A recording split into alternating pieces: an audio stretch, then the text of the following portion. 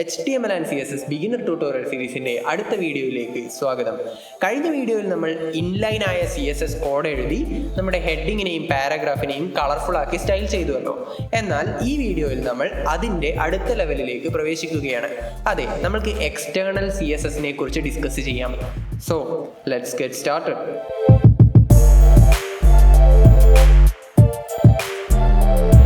CSS നിങ്ങൾക്ക് introduce ചെയ്യാൻ വേണ്ടിയായിരുന്നു ഞാൻ കഴിഞ്ഞ വീഡിയോയിൽ നിങ്ങൾക്ക് ഏറ്റവും സിമ്പിളായി എങ്ങനെ CSS ഉപയോഗിച്ച് ഹെഡിങ്ങോ പാരഗ്രാഫുകളോ മറ്റ് എലമെൻസോ സ്റ്റൈൽ ചെയ്യാം എന്ന് പറഞ്ഞു തന്നത്. അവിടെ നമ്മൾ ഉപയോഗിച്ചത് ഓരോ ടാഗുകൾക്കുമുള്ളിൽ സ്റ്റൈൽ എന്ന ആട്രിബ്യൂട്ട് ആയിരുന്നല്ലോ.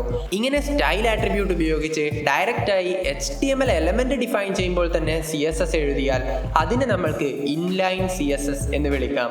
എന്നാൽ ഇങ്ങനെ നമ്മൾ HTML ഫയലിൽ ഒരുപാട് CSS ഒക്കെ ആഡ് ചെയ്യുമ്പോൾ അതൊക്കെ വർക്ക് ചെയ്യുമെങ്കിൽ കൂടി നമ്മുടെ മെയിൻ HTML ഫയൽ വല്ലാതെ അങ്ങ് ക്ലട്ടേർഡ് ആവുന്നത് നമ്മൾ കണ്ടു. ഇപ്പോൾ ഈ ഹെഡിങ് ടാഗിന്റെ കേസ് തന്നെ എടുക്കാം. ഈ സ്റ്റൈൽ ആട്രിബ്യൂട്ടിനകത്ത് ഇങ്ങനെ നമ്മൾ CSS എഴുതുമ്പോൾ ഒന്നോ രണ്ടോ CSS റൂൾ ആണെങ്കിൽ വലിയ കുഴപ്പമില്ല എന്ന് വിചാരിക്കാം.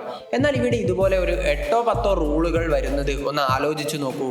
അത് എത്രമാത്രം നമ്മുടെ HTML ഫയലിന്റെ റീഡബിലിറ്റിയെ ബാധിക്കും എന്ന് മനസ്സിലായില്ലേ? അതുകൊണ്ട് തന്നെ HTML ഫയലിൽ നിന്നും നമ്മൾക്ക് ഈ ക്ലട്ടർ അങ്ങ് ഒഴിവാക്കുന്നതാണ് എന്തുകൊണ്ടും ബുദ്ധി. CSS നമ്മൾക്ക് പ്രധാനമായും 3 വിധത്തിൽ എഴുതാം. അതിലൊന്നാണ് ഇൻലൈൻ CSS, അഥവാ നമ്മൾ ഇവിടെ ഇപ്പോൾ കാണുന്ന ടൈപ്പ് സ്റ്റൈൽ ആട്രിബ്യൂട്ട് ഉപയോഗിച്ച് എഴുതുന്ന CSS. രണ്ടാമത്തെ മെത്തേഡാണ് ഡോക്യുമെന്റ് ലെവൽ CSS. HTML ഫയലിലെ ഈ ക്ലട്ടർ ഒരുവിധം ഒഴിവാക്കാൻ നമ്മൾക്ക് ഡോക്യുമെന്റ് ലെവൽ CSS വഴി കഴിയും. ഇത് എങ്ങനെ എഴുതാം എന്ന് നോക്കാം. ഞാൻ ഇപ്പോൾ ഇതുവരെ ആഡ് ചെയ്ത ഇൻലൈൻ സ്റ്റൈൽ ആട്രിബ്യൂട്ട് ഒക്കെ റിമൂവ് ചെയ്യുന്നു. ഇനി നമ്മൾക്ക് ഈ HTML ഡോക്യുമെന്റിന്റെ ഹെഡ് സെക്ഷനിലോട്ട് വരാം. ഹെഡ് സെക്ഷന്റെ എൻഡിലായി ക്ലോസിംഗ് ടാഗിന് മുന്നേ ഒരു സ്റ്റൈൽ ടാഗ് ഓപ്പൺ ചെയ്ത് ക്ലോസ് ചെയ്യുക. ഈ സ്റ്റൈൽ ടാഗിന്റെ ഉള്ളിലായിട്ടാണ് നമ്മൾ CSS എഴുതേണ്ടത്. ഒരു കാര്യം ചെയ്യാം, നേരത്തെ ഇൻലൈനായി നമ്മൾ എഴുതിയിട്ടുണ്ടായിരുന്ന അതേ സ്റ്റൈൽ നമ്മൾക്ക് ഈ മെത്തേഡ് ഉപയോഗിച്ച് എങ്ങനെ കൊണ്ടുവരാം എന്ന് നോക്കാം. നേരത്തെ നമ്മൾക്ക് ബോഡി ടാഗിനകത്ത് ഒരു ബാക്ക്ഗ്രൗണ്ട് കളർ ബ്ലാക്ക് ആയി സെറ്റ് ചെയ്യുന്ന ഒരു കോഡ് ഉണ്ടായിരുന്നല്ലോ. ഇവിടെ അത് എങ്ങനെ എഴുതാം എന്ന് നോക്കാം. ഇതിനു വേണ്ടി നമ്മൾ സെലക്ടറുകൾ ഉപയോഗിക്കേണ്ടതായുണ്ട്. ഇപ്പോൾ നമ്മൾക്ക് ബോഡിയെ ആണല്ലോ സ്റ്റൈൽ ചെയ്യേണ്ടത്. അതുകൊണ്ട് ഞാൻ ഇവിടെ ബോഡി എന്ന് എഴുതി കേളി ബ്രാക്കറ്റ് ഓപ്പൺ ചെയ്ത് ക്ലോസ് ചെയ്യുന്നു.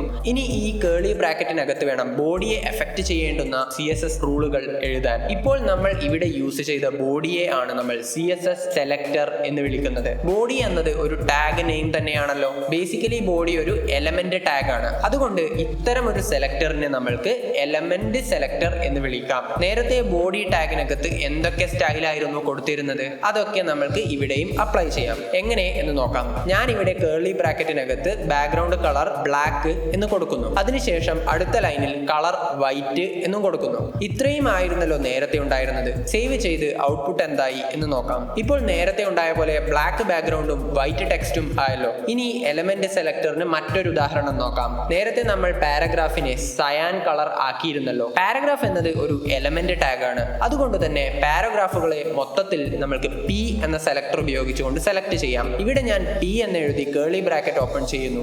ഇതിന്റെ ഉള്ളിൽ എന്തൊക്കെ സ്റ്റൈൽ റൂൾസ് വേണമെങ്കിലും കൊടുക്കാം. ഞാൻ ഇവിടെ ഫോണ്ട് ഫാമിലി സാൻസ് സെരിഫ് എന്ന് സെറ്റ് ചെയ്യുന്നു. കളർ സയാനായി സെറ്റ് ചെയ്യുന്നു. ഇപ്പോൾ നിങ്ങൾക്ക് ഏകദേശം ഒരു ഐഡിയ കിട്ടി കാണും എന്തിനാണ് നമ്മൾ ഇൻലൈനായി CSS എഴുതാതെ പകരം ഇങ്ങനെ എഴുതുന്നത് എന്ന്. ആ ഒരു ക്ലട്ടർ ഒഴിവായത് നിങ്ങൾ കണ്ടല്ലോ. ഇങ്ങനെ എഴുതുന്നത് വഴി കോഡ് കുറച്ചുകൂടി ക്ലീൻ ആവുകയും വായിക്കാൻ എളുപ്പമാവുകയും ചെയ്യുന്നു. കൂടാതെ ഇതിന് മറ്റൊരു ഉപകാരം കൂടിയുണ്ട്. എന്താണെന്ന് നോക്കാം. ഇൻലൈനായി ഒരു പാരഗ്രാഫിന് നമ്മൾ കളർ സയാൻ എന്ന് എഴുതിയാൽ ആ ഒരു പാരഗ്രാഫിനെ മാത്രമേ അത് എഫക്ട് ചെയ്യുന്നുള്ളൂ. എന്നാൽ ഇവിടെ ഇപ്പോൾ ഞാൻ P എന്ന സെലക്ടർ ഉപയോഗിച്ചുകൊണ്ട് സ്റ്റൈൽ ചെയ്തത് കൊണ്ട് ഈ പേജിൽ എവിടെയൊക്കെ പാരഗ്രാഫ് ടാഗുകൾ ഉണ്ടോ അതിനൊക്കെ ഈ സ്റ്റൈൽസ് അപ്ലൈ ആവുന്നതാണ്. ഇപ്പോൾ ഇവിടെ ഒരു പാരഗ്രാഫ് മാത്രം ഉള്ളത് കൊണ്ട് നിങ്ങൾക്കത് മനസ്സിലായി കാണില്ല. അതുകൊണ്ട് ഞാൻ ഇവിടെ മറ്റൊരു പാരഗ്രാഫ് കൂടി ആഡ് ചെയ്യാം. ആ പാരഗ്രാഫും സയാൻ കളർ തന്നെയായി വരുന്നു. സെയിം സ്റ്റൈൽ അതിനും കാണാം. ഇതൊക്കെ തന്നെയാണ് ഡോക്യുമെന്റ് ലെവൽ സ്റ്റൈൽ ഷീറ്റിന്റെ ഒരു അഡ്വാൻറ്റേജ്. അപ്പോൾ നിങ്ങൾക്കൊരു സംശയം ഉണ്ടാകും, എനിക്ക് ആ ഒരു പാരഗ്രാഫ് മാത്രം സ്റ്റൈൽ ചെയ്താൽ മതിയെങ്കിലോ എന്ന്. അതിന് ഡിഫറെന്റ് ടൈപ്പ് സെലക്ടേഴ്സ് അവൈലബിൾ ആണ്. അതോർത്ത് ഇപ്പം വെറീഡ് ആവേണ്ട. അതൊക്കെ നമുക്ക് മറ്റൊരു വീഡിയോയിൽ വിശദമായി നോക്കാം. P ടാഗ് നമ്മൾ സ്റ്റൈൽ ചെയ്തു. ഹെഡിങ് H1 ടാഗിനെ കൂടി നമുക്ക് പഴയ പോലെ ഓറഞ്ച് കളർ ആക്കാം. ഇപ്പോൾ നമ്മുടെ പേജ് ഇൻലൈനായ സ്റ്റൈൽ ആട്രിബ്യൂട്ട് എഴുതാതെ തന്നെ നേരത്തെ ഉണ്ടായതുപോലെ ആയല്ലോ. ഇപ്പോൾ നമ്മുടെ കോഡ് കുറച്ചുകൂടി വായിച്ചു മനസ്സിലാക്കാൻ എളുപ്പമായത് നിങ്ങൾ ശ്രദ്ധിച്ചിട്ടുണ്ടാവും. ഡോക്യുമെന്റ് ലെവൽ CSS ആണ് ഇപ്പോൾ നമ്മൾ നോക്കിയത്. എന്നാൽ ഈ മെത്തേഡിനും അതിൻ്റെതായ പരിമിതികളുണ്ട്. ഒരു ഉദാഹരണം പറയാം. നിങ്ങൾ ഒരു വെബ്സൈറ്റ് ഉണ്ടാക്കുന്നു എന്ന് വിചാരിക്കുക. അതിൽ ഒരുപാട് പേജുകൾ ഉണ്ടാകുമല്ലോ. ഒരു ഹോം പേജ്, ഒരു എബൌട്ട് പേജ്, ഇങ്ങനെ 2 പേജ് ഉണ്ടെന്ന് വിചാരിക്കുക. 2 പേജിലും അതിലെ heading, font family, background colour, അങ്ങനെ പല സ്റ്റൈലുകൾ സെയിം ആയിരിക്കുമല്ലോ. അപ്പോൾ നിങ്ങൾ എന്ത് ചെയ്യും എന്നൊന്ന് ആലോചിച്ചു നോക്കൂ. ഒരു പേജിൽ നിങ്ങൾ എഴുതിയ എല്ലാ CSS കോഡും നിങ്ങൾ അടുത്ത പേജിലേക്ക് കോപ്പി ചെയ്യുമോ? അത് എത്രമാത്രം ബുദ്ധിമുട്ടാണെന്ന് നോക്കൂ. ആവർത്തിച്ച് സെയിം കോഡ് എഴുതുവാൻ ആർക്കും തന്നെ ഇഷ്ടമല്ല.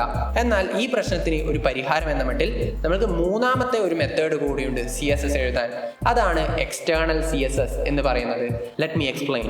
ഓരോ പേജിലും നമ്മൾ CSS എഴുതി ഓരോ പേജിലേക്കും കോപ്പി പേസ്റ്റ് ചെയ്യുന്നതിന് പകരം നമ്മൾ മറ്റൊരു ഫയൽ ഉണ്ടാക്കി അതിനകത്ത് CSS എഴുതുന്നു. എന്നിട്ട് ആ CSS ഫയൽ നമ്മുടെ എല്ലാ HTML ഫയലുകളുമായി കണക്ട് ചെയ്യുന്നു. ഇത് എങ്ങനെ ചെയ്യുമെന്ന് നോക്കാം. ഫയൽ സ്ട്രക്ചർ അഥവാ ഫയൽ ഓർഗനൈസേഷനെ കുറിച്ച് പറഞ്ഞ വീഡിയോയിൽ ഞാൻ പറഞ്ഞിരുന്നു നമ്മൾക്ക് ഒരു നല്ല ഫയൽ ഓർഗനൈസേഷൻ ഉണ്ടാവാനായി CSS ഫയലുകൾ സ്റ്റോർ ചെയ്യാൻ ഒരു CSS ഫോൾഡർ നമ്മൾ റൂട്ട് ഡയറക്ടറിയിൽ ക്രിയേറ്റ് ചെയ്യണമെന്ന്. ഇപ്പോഴാണ് അതിന്റെ ആവശ്യം വരുന്നത്. ആദ്യം ഈ CSS എന്ന ഫോൾഡർ റൈറ്റ് ക്ലിക്ക് ചെയ്യുക. എന്നിട്ട് ന്യൂ ഫയൽ എന്നത് ക്ലിക്ക് ചെയ്യുക. ഇനി അവിടെ ഒരു നെയിം ടൈപ്പ് ചെയ്യുക. യൂഷ്വലി നമ്മൾ കൊടുക്കുന്നത് style.css അല്ലെങ്കിൽ stylesheet.css എന്നൊക്കെയാണ്.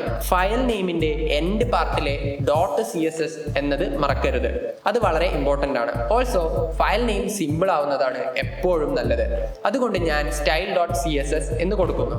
എന്നിട്ട് എൻ്റർ കീ അമർത്തുന്നു. ഇപ്പോൾ നമ്മളൊരു CSS ഫയൽ ക്രിയേറ്റ് ചെയ്തിരിക്കുന്നു. ഇനി നമ്മൾക്ക് നമ്മുടെ HTML ഫയലിൽ നേരത്തെ ഡോക്യുമെന്റ് ലെവലായി സ്റ്റൈൽ ടാഗിനകത്ത് എഴുതിയ മുഴുവൻ CSS കോഡും കോപ്പി ചെയ്ത് ഈ ഫയലിൽ പേസ്റ്റ് ചെയ്യാം. എന്നിട്ട് ആ സ്റ്റൈൽ ടാഗ് അവിടെ നിന്നും റിമൂവ് ചെയ്യാം. ഇപ്പോൾ നമ്മുടെ പേജിന്റെ സ്റ്റൈൽ മുഴുവൻ പോയതായി കാണാം.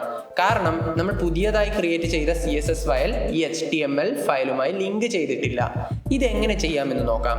index.html എന്ന ഫയൽ ഓപ്പൺ ചെയ്യുക. എന്നിട്ട് നേരത്തെ നമ്മൾ സ്റ്റൈൽ ടാഗ് എഴുതിയ സ്ഥാനത്ത് ലിങ്ക് ടാഗ് ഓപ്പൺ ചെയ്യുക. ഈ ലിങ്ക് ടാഗ് മെറ്റാ ടാഗ് പോലെ തന്നെ സെൽഫ് ക്ലോസിംഗ് ടാഗ് ആണെന്ന് ഓർക്കുക. അതുകൊണ്ട് തന്നെ ക്ലോസ് ചെയ്താലും ഇല്ലെങ്കിലും പ്രത്യേകിച്ച് പ്രശ്നങ്ങളില്ല. ഇനി ഈ ലിങ്ക് ടാഗിനകത്ത് വരുന്ന 2 പ്രധാന ആട്രിബ്യൂട്ടുകളുണ്ട്. href പിന്നെ rel എന്നീ 2 ആട്രിബ്യൂട്ടുകൾ നമ്മൾ ആഡ് ചെയ്യണം. href എന്നാൽ നമ്മുടെ CSS ഫയലിന്റെ അഡ്രസ് ആണ് അതിന്റെ വാല്യൂ ആയി കൊടുക്കേണ്ടത്. ഇപ്പോൾ നമ്മൾക്ക് അറിയാമല്ലോ നമ്മുടെ CSS ഫയൽ CSS എന്ന ഫോൾഡറിന്റെ ഉള്ളിലാണ് ഉള്ളതെന്ന്. അതുകൊണ്ട് href എന്നെഴുതി ഈക്വൽ സൈൻ ഇട്ട ശേഷം ഡബിൾ കോട്ട്സിനകത്ത് ഞാൻ CSS/style.css എന്ന് എഴുതുന്നു. ഇനി നമ്മൾക്ക് rel എന്ന ആട്രിബ്യൂട്ട് ആഡ് ചെയ്യാം. ഇതിന്റെ വാല്യൂ ആയി നിങ്ങൾ കൊടുക്കേണ്ടത് സ്റ്റൈൽ ഷീറ്റ് എന്നാണ്. rel എന്നാൽ റിലേഷൻഷിപ്പ് എന്നതിന്റെ ഷോർട്ട് ഫോം ആണ്. ലിങ്ക് ചെയ്യുന്ന ഫയലിന് ഈ HTML ഫയലുമായുള്ള റിലേഷൻഷിപ്പ് എന്താണെന്നാണ് ഇതുകൊണ്ട് ഉദ്ദേശിക്കുന്നത്. ഇനി നമ്മൾക്ക് സേവ് ചെയ്ത് ഔട്ട്പുട്ട് നോക്കാം. നേരത്തെ മിസ്സിംഗ് ആയി പോയ സ്റ്റൈൽ മുഴുവൻ വീണ്ടും തിരിച്ചു വന്നിരിക്കുന്നു. എന്ന് വെച്ചാൽ HTML ഫയലിൽ ഒരു ക്ലട്ടർ വരാതെ നീറ്റായി വെച്ചുകൊണ്ട് തന്നെ നമ്മൾ മറ്റൊരു ഫയലിൽ CSS എഴുതി ഈ HTML ഫയലിനെ സ്റ്റൈൽ ചെയ്തു. എന്നാൽ ഇതിന്റെ മറ്റൊരു പ്രധാന ഗുണം എന്താണെന്ന് നേരത്തെ പറഞ്ഞു. ഈ ഒരു CSS ഫയൽ കൊണ്ട് തന്നെ ഒന്നിലധികം HTML ഫയലുകളെ സ്റ്റൈൽ ചെയ്യാമെന്നത്. അത് എങ്ങനെയെന്ന് നോക്കാം. ഓൾറെഡി ഈ ഫോൾഡറിൽ പേജ് 2 എന്ന മറ്റൊരു HTML ഫയൽ ഉണ്ടല്ലോ. നമ്മൾക്ക് അതിനെ സെയിം സ്റ്റൈൽ ഷീറ്റ് ഉപയോഗിച്ച് തന്നെ സ്റ്റൈൽ ചെയ്യാം. ആദ്യം ആ പേജ് ഒന്ന് ഓപ്പൺ ചെയ്യാം. ഇപ്പോൾ അതിൽ സ്റ്റൈൽ ഒന്നും അപ്ലൈ ചെയ്തിട്ടില്ല. എല്ലാം ഡിഫോൾട്ട് സ്റ്റൈലിൽ തന്നെയാണല്ലോ. ഇനി ഞാൻ index.html ഓപ്പൺ ചെയ്ത് അതിൽ ഹെഡ് ടാഗിനകത്ത് നമ്മൾ ആഡ് ചെയ്ത ലിങ്ക് ടാഗ് കോപ്പി ചെയ്യുന്നു. എന്നിട്ട് page2.html ഓപ്പൺ ചെയ്ത് ഇതിന്റെ ഹെഡ് ടാഗിനകത്ത് അത് പേസ്റ്റ് ചെയ്യുന്നു. ഇനി സേവ് ചെയ്ത് ഔട്ട്പുട്ട് നോക്കാം. ഇപ്പോൾ ഈ പേജിനും ആ CSS മുഴുവൻ അപ്ലൈ ആയിരിക്കുന്നു. CSSന്റെ 3 ലെവലുകളെ പറ്റിയാണ് നമ്മൾ ഇപ്പോൾ പറഞ്ഞു കഴിഞ്ഞത്. Inline CSS, document level CSS, പിന്നെ ഏറ്റവും അവസാനം എക്സ്റ്റേണൽ CSS. ഇതിൽ ഒരു കാര്യം കൂടി നിങ്ങൾ ശ്രദ്ധിക്കണം. കഴിവതും നിങ്ങൾ എക്സ്റ്റേണൽ CSS തന്നെ ഉപയോഗിക്കാൻ ശ്രമിക്കുക. അതാണ് ഒരു ബെറ്റർ പ്രാക്ടീസ് എന്ന് പറയാം. എന്നാൽ ഈ 3 ലെവൽ ഓഫ് CSSന് പ്രയോറിറ്റി വ്യത്യാസങ്ങൾ കൂടിയുണ്ട്. ഇതിൽ ഏറ്റവും പ്രയോറിറ്റി കൂടുതലുള്ളത് ഇൻലൈൻ ഇൻലൈൻ CSS അത് കഴിഞ്ഞാൽ ഡോക്യുമെന്റ് ലെവൽ CSS, അതും കഴിഞ്ഞാലാണ് എക്സ്റ്റേണൽ CSSന്റെ പ്രയോറിറ്റി വരുന്നത്. ഒരു ഉദാഹരണം പറഞ്ഞുകൊണ്ട് അത് എന്താണെന്ന് നോക്കാം. ഇപ്പോൾ ഇവിടെ എക്സ്റ്റേണൽ CSSനകത്ത് നമ്മൾ H1 ടാഗിന്റെ സ്റ്റൈലായി കൊടുത്തത് കളർ ഓറഞ്ച് എന്നാണല്ലോ. അപ്പോൾ സ്വാഭാവികമായി ഈ CSS ലിങ്ക് ചെയ്തിരിക്കുന്ന എല്ലാ HTML ഫയലുകളിലും എല്ലാ H1 ടാഗുകളും ഓറഞ്ച് കളർ ആവേണ്ടതാണ്. എന്നാൽ എനിക്ക് index.html മാത്രം ആദ്യത്തെ H1 മാത്രം റെഡ് കളർ ആക്കണം എന്ന് വിചാരിക്കുക.